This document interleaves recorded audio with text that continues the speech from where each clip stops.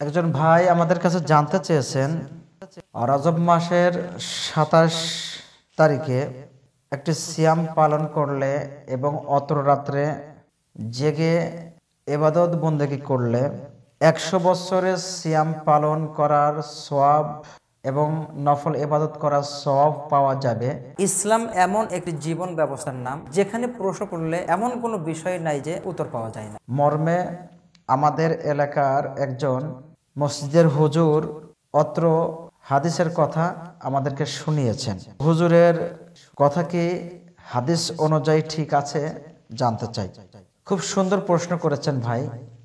রজব মাসের ২৭ তারিখে মেরাজ সংঘটিত হয়েছে মর্মে যে একটি ঐতিহাসিক বর্ণনা বা মতামত রয়েছে, এটা কোনো হাদিসের কিতাবে সহি হাদিস দ্বারা প্রমাণিত নয়।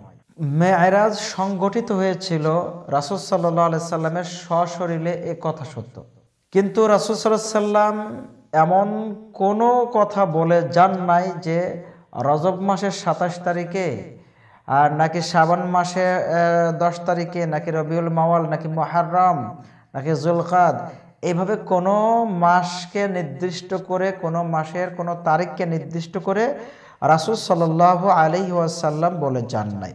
সুতরাং আপনার এলাকার যেই হুজুর বা ইমাম অত্র হাদিসের কথাটি বলেছেন, ওই হাদিসটি জাল হাদিস, যা একাধিক গ্রন্থের মধ্যে এসেছে এবং যুগশ্রেষ্ঠ সকল মুহাদ্দিসিন কিরাম অত্র কথাকে জাল হিসেবে উল্লেখ করেছেন।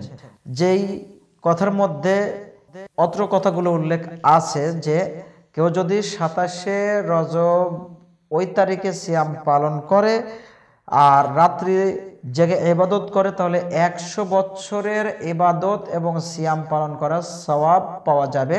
আলোচ্য বর্ণনাটি জাল বলেই প্রমাণিত, যা আব্দুল হাই লাখনবী আল আসারের মধ্যে এবং জোসকানি আল আবাতিলের মধ্যে, ইবনু হাজার আসকালানি রাহিমাহুল্লাহ তার তাবঈনুল আযাবের মধ্যে অত্র হাদিসটি সম্পর্কে তাহকিকি বর্ণনা করেছেন এবং সকল মুহাদ্দিসদের মতামত সেখানে উল্লেখ করেছেন যে মুহাদ্দিসিন কিরাম অত্র হাদিসকে জাল হিসেবে প্রমাণিত করেছেন।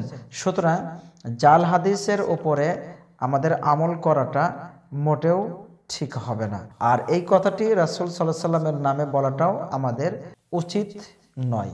আশা করি উত্তরটি বুঝতে পেরেছেন। তোমরা যা জানো না তা তোমরা জেনে নাও। আল্লাহ সুবহানাহু ওয়া তাআলা এইভাবে বলেছেন, ফাসআলু আহলা যিকরি ইন কুনতুম লা তা'লামুন।